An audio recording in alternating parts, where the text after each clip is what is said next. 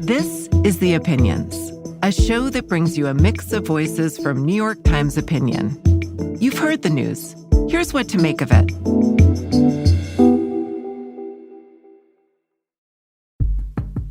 I'm Patrick Healy, deputy editor of New York Times Opinion. And this is The First 100 Days, a weekly series examining President Trump's use of power and his drive to change America. Okay, on Tuesday, we hit the milestone. President Trump has officially been in office 100 days. So what have we learned? We've learned that he has used power chaotically, but for a purpose, the purpose to throw an entire country off balance, to gain maximum leverage while keeping friends and enemies alike on their back heel. He's ruled by executive order to an unprecedented degree. And he's trying to remake America in his image. He decides who matters and who is disposable. And so tens of thousands of federal workers are gone. DEI is gone. Trans people are erased as a matter of government policy. Undocumented migrants are being rounded up. And deportations are also underway of people lawfully in the country, and even American citizens. And the president is doing much of this in defiance of the courts or the Constitution. So how do we make sense of the last 100 days? And what should we prepare for as we look ahead? I wanted to talk about all of this with my colleagues, Maureen Dowd and Carlos Lozada, two Times columnists in Washington who've watched President Trump closely. Thank you both for being here. Thank you, Patrick. Good to be here, Patrick. So thinking back on the last few months, I want to ask both of you first, how would you describe Trump's approach to power in a word or a phrase? Graspy. Graspy. I like it. Tell me more. Well, he's more imperialistic. I mean, all this craziness about wanting to annex Canada and Greenland and Panama, the Kennedy Center, D.C., Ivy League school departments, law firms. But he's graspy in the sense that we've never seen a president doing business like he's doing with the meme coin and his crypto company, where just flouting, where the conflict of interest becomes a confluence of interest. Is there anything he doesn't want, Maureen? I mean, of all these things, is there anything he hasn't wanted? No, I mean, he wants all the gold in the world. He actually has a cabinet maker in Florida who's called the Gold Guy, who has come up to put all of that crazy gold in the Oval Office and ruin it. Carlos, what about you? What word or phrase kind of comes to mind for you? You know, when I think about Trump in power, it's not just that he, takes power or seizes power or uses power. He also just assumes power. Mm-hmm. The administration's working assumption seems to be to, just do it. It's like the Nike presidency, right? His justification is that the election gave him a broad mandate, but even more that as president, he embodies the popular will.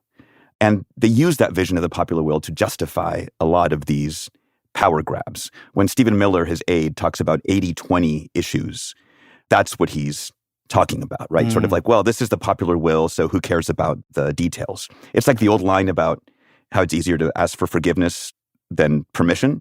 Trump doesn't ask for either one, right? Because either one is a sign of weakness. Carlos, you just nailed something that came up repeatedly in a focus group we just did of first-time Trump voters, people who voted for Hillary in 2016, Biden in 2020, and then voted for Trump last November. And it was that just do it element that you identified.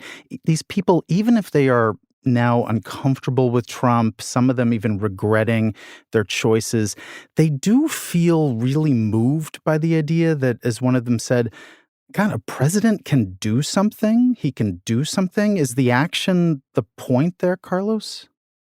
Well, there's barely a hop, skip, and a jump from just do it to I alone can do it, or I alone can fix it, right?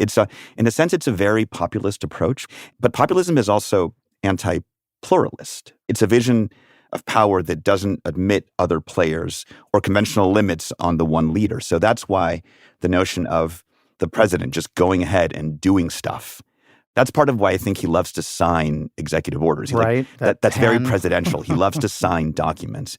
And that, to most people who aren't, imbibing politics every moment of their lives, that looks presidential, right? That is a president doing stuff. That is signing things to get stuff done. Let's go back to January. Maureen, how did you think President Trump's first 100 days would go? And then how did it go by comparison to what you might have been thinking back then? Well, the Times is very strict about letting us use the word irony because it's so often misused. But I think the irony of Trump's first 100 days is that he's always presented himself as this brand expert. He slapped his name on half of New York, but he has taken the greatest brand in the history of the world, which is the United States, and destroyed it in 100 days. And he's well on his way to destroying the brand of our dollar. So, I don't think anyone expected that. Did you think the destruction would go quite like this? Because for me, I really thought retribution was going to be the thing, that he'd be going after his enemies and he'd be so consumed by his targets that would really throw him off track. But instead, it does feel like, whether it's Stephen Miller or Susie Wiles, they've kind of kept him on those executive orders that Carlos was talking about. Sort of every day, it's kind of a new target. But did you see the destruction looking like it has? We always have to go back to, people had an image of him as a successful executive because of The Apprentice. But actually, he had, 6 bankruptcies, and he wasn't a good executive. His father had to bring a bag of, coins or chips to the Atlantic City casino to rescue him once. And so, he's turned the United States government, they're calling it dealism, into a government of dealism. But he's undermined what America is known for, which is our idealism. He's just sort of mucked up all our values.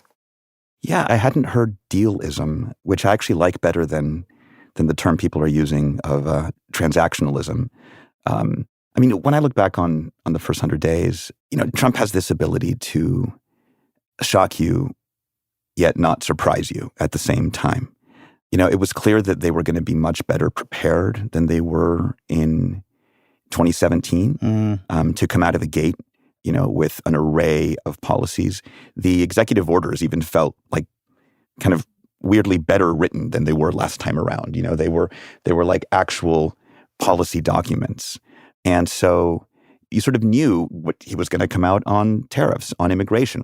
But the extremes to which he's gone is what can be a little shocking, if not entirely surprising. Just the immigration policies, the deportation policies, the masked federal agents in unmarked cars kind of thing. That's not something I necessarily anticipated. Trump's greatest wizardry is creating this dark plane of unreality. And that's how he got to be president again, where people believe what he's saying, even if it runs counter to fact. But there have been a couple new things this week where he's having less success with that. First, where he kept saying that they've been talking to China, and clearly they haven't. So Trump, is getting caught in a lie, and they asked Scott Bessent about it. And then he got impatient and he goes, I'm not running the switchboard at the White House. And he can't lie, but he can't back up Trump. And as David Axelrod says, this is reality. It's not a reality show, as Trump likes to treat it. Carlos, a couple times during the first 100 days, you and I talked about how do we help readers understand, with all this fire hose of action, what's most consequential. And I am curious, kind of looking back at the first 100 days, what you see as what Trump did that matters most, whether there's a specific policy or executive order, or, as you wrote about recently, how Trump changed the way we think of the phrase "we the people," or something else. What has mattered most? Yeah, that's so hard. It's such a fire hose of news every day. I think about every day looking at the New York Times app or other news apps, and I look at what's at the top and I think, is that the most important thing going on? Or is that just the latest thing going on? Right? Yes. And I don't know, that's a difficult thing. The sense of hierarchy is sort of eluding me sometimes. And it takes time. It takes time to figure out what is really the most important thing. I think that one thing I've been thinking about is the notion, as you just put it, of we the people. That's how the Constitution begins.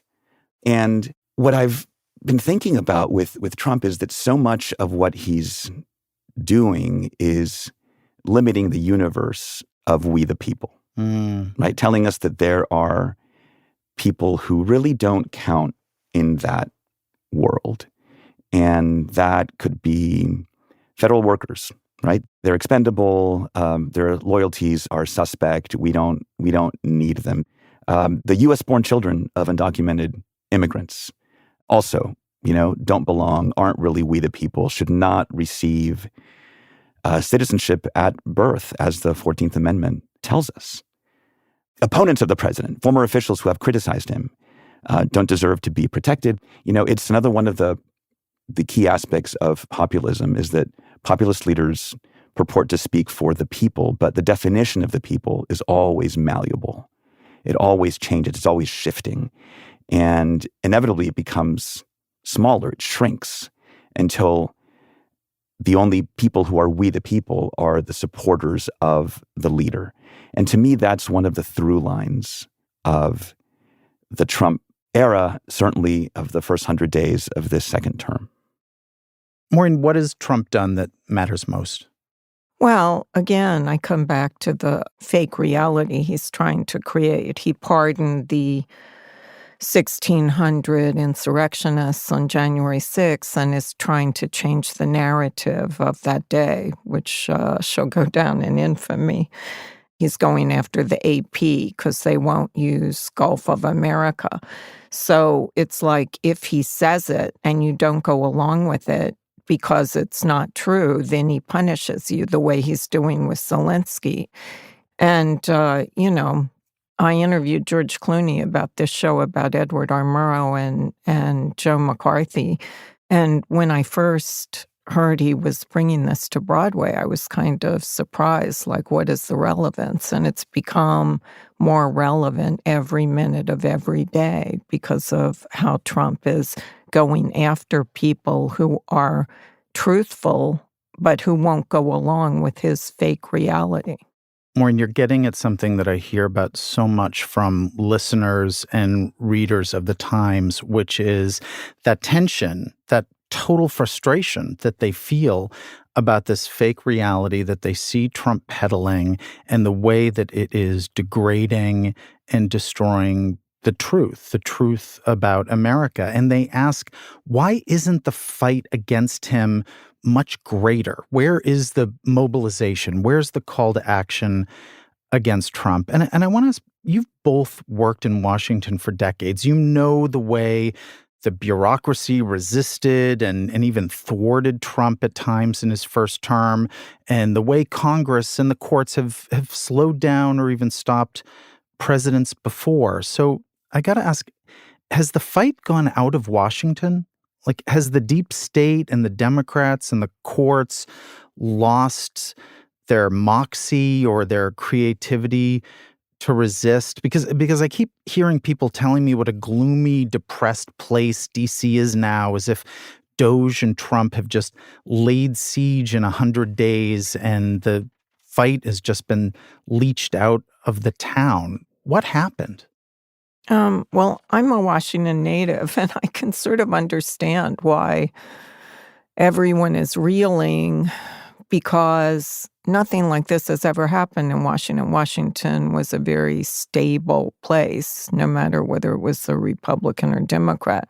And then to have this wolf pack of Doge kids coming in and either muscling their way into agencies or sneaking into agencies and getting hold of sensitive taxpayers' information was something we couldn't have conceived of happening, a president letting that happen with no rules about disclosure or what would be private.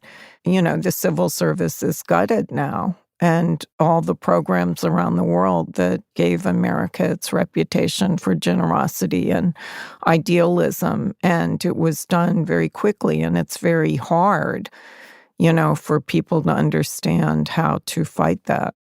I see something similar. I've been in Washington not lifelong, but I've been here for about 25 years now. And people are sad. And people assume a certain sadness or concern or worry in others. The most common way when someone approaches you is kind of with like a head tilt, like, how you doing? How you holding up? It's people are losing their jobs, right? This is the topic of conversation at Little League baseball games, in neighborhood book clubs, among the dog walkers in the neighborhood. And that's novel. There was this sense that Washington would endure. Administrations come and go, but civil servants, public servants keep doing their work. And part of that is DOGE. Part of that is also the abdication of Congress's own powers of oversight. It's not just that Trump is doing these things that are affecting the livelihoods and the life, work, and missions of civil servants, of DOJ lawyers, of NIH scientists, but it's also the sense that it seems like nothing can stop it. It seems like no one is doing anything about it, or the normal checks and balances aren't operating. And so it's not just like, oh, I'm losing my job. It's no one is really stopping this thing that is moving forward relentlessly and somewhat chaotically. Carlos, I want to ask, are Republicans in D.C. sad too? And I ask that because I know some are quite triumphal, but others who I've talked to, they don't like the instability. They don't like the sense that there isn't a clear plan or logic to some of what is happening. So I want to sort of include that wing of America too. Are Republicans sad? Well, I guess I would ask you, what sort of Republican are you thinking about, right? If you're thinking about the Wall Street Chamber of Commerce, free trader, pro-immigration, robust internationalism, kind of George H.W. Bush, Mitt Romney type of Republican, then these first 100 days have not been good for that kind of Republican. But I don't know if that's really the party that exists anymore today. And I don't think that party is coming back. So, the Republican Party we have instead is a lot of things, right? There's the kind of populist, anti-immigrant wing of the party. They've had big victories. There's the kind of pro-Trump Silicon Valley wing of the party. They've had some wins, some losses as well, as Maureen is pointing out. But those parts don't really like each other much anyway. Trump is a mix of all of those things. And so I think that I wouldn't say that the sort of sadness in Washington or the kind of constant expression of concern in Washington is solely the province of the left or of liberals, but it really depends on what kind of Republican you're thinking about. Mm-hmm. I want to talk about how all of this is landing with voters, because we've definitely seen some recent polls suggesting that more voters are souring on President Trump, particularly on the economy and even on immigration. How do you both think Americans are reflecting on his first 100 days? Yeah, I asked my siblings who are two-time Trump voters, how they feel now that their 401ks are dropping, as Dave Barry would say, faster than a pig out of a helicopter. But they are not as alarmed as I would think. They're waiting and thinking that Trump has a plan. But when people begin to realize that their VA office has been closed, or DOGE is messing with Social Security and Medicare, when it filters down to them, which it's going to do really fast. So it's a cliche to say he's like the Wizard of Oz, but the curtain is opening. Toto is opening the curtain, and you're just seeing that this is a con man, with a lame con. What was that John McCain line he would say? It's always darkest just before it goes completely pitch black, right? I may be misquoting the late John McCain, but I think he said something like that. No, he did. That's great.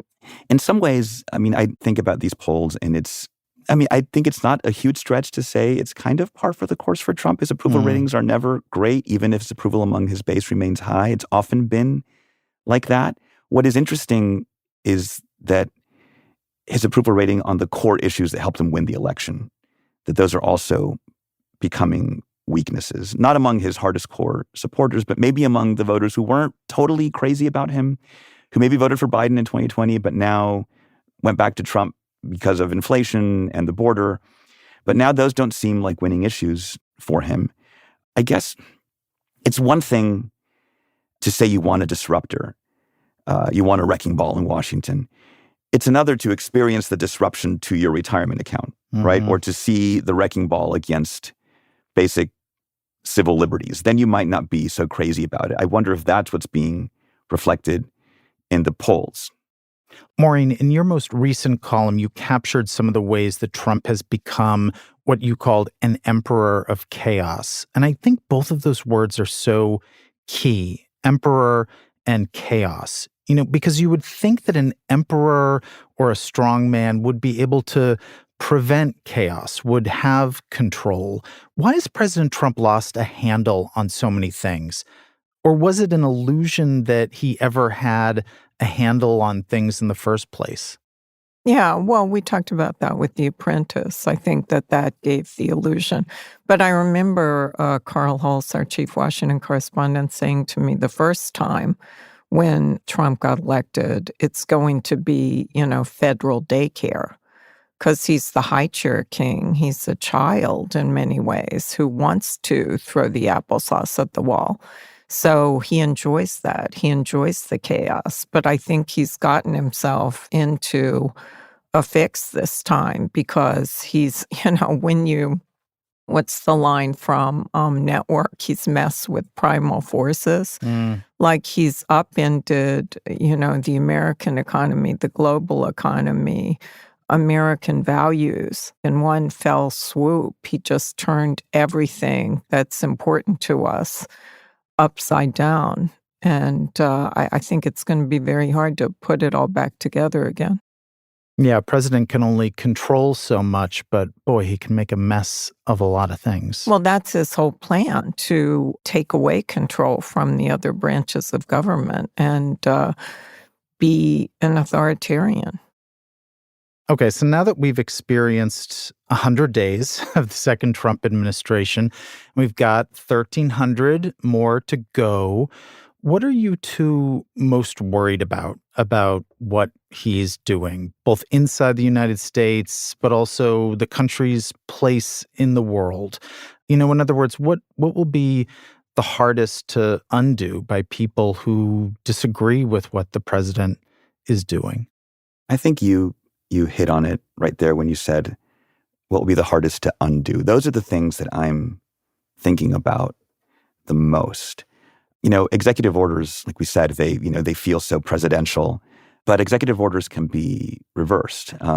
They can do a lot of damage while they're still in effect, but they can be undone by future presidents. In fact, a lot of the Trump executive orders are actually undoing Biden executive orders, which in turn were undoing Trump orders from the first term. It's this kind of like time-traveling whack-a-mole or something. But there are things that are hard to reverse. The rapid decline of American leadership, say just in scientific research, right, in funding biomedical research in the world, that is going to have long-lasting consequences, not just for science and for technology, but for American leadership in those fields. I worry about how leaders in Russia and China are going to feel emboldened due to the way Trump, looks at the war in Ukraine, the signals that China might pick up because of that. But I mainly worry about the erosion of the American ideas and ideals that Maureen touched on, and that have drawn so many people here, right, including me and my own family, right, to come to the United States. It's good if your country is the place where people want to come to make their dreams come true, right? That shouldn't be a bad thing. But now we've decided that it is. We don't want to be that place anymore. And you can't unring that bell with a new president. That trust, you can't unring that bell with a midterm election. Yep. Yeah, I think one of the most shocking things about Trump is just this casual cruelty, that America was never known for. I mean, my father came here from Ireland when he was a teenager, and now his daughter is a columnist at the New York Times. America stood for dreams and idealism, and now Trump goes to the Pope's funeral and he's blowing off Europe, all of our friends and allies, and they're scrambling around trying to figure out what they're going to do without America as the leader of the world. I mean, the Canadian election, where someone who opposed Trump is now the leader of Canada. It's just, even in this brief time, it has realigned the entire world, and not in a way that's positive for us.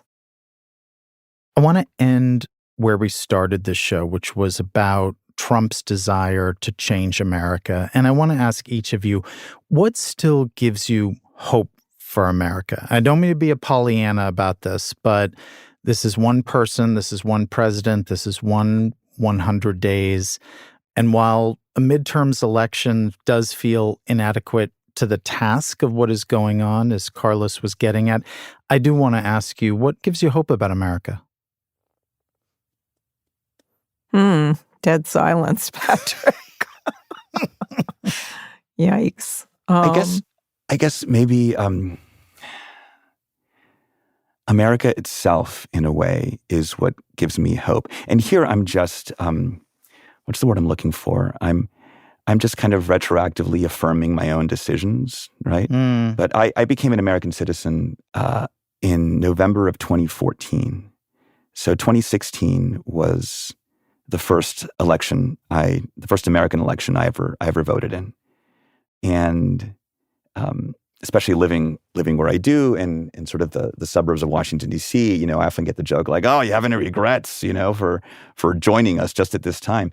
And the answer is never, not at all, not at all. And all the ideals and all the principles that we purport to hold dear here are what continues to give me hope. Now, they're not enough. If we've learned anything in this time, is that, norms don't norm themselves, right? You have to realize that institutions are only as strong and as resilient as the people defending them.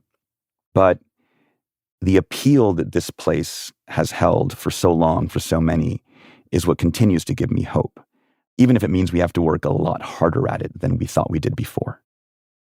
Yeah, I would agree. I think America is a very big, fantastic idea, and Trump is a very small, petty man. And I think that's going to become more obvious with each moment. Maureen, Carlos, thanks so much for joining me. Thank you, Patrick. Thank you, Patrick.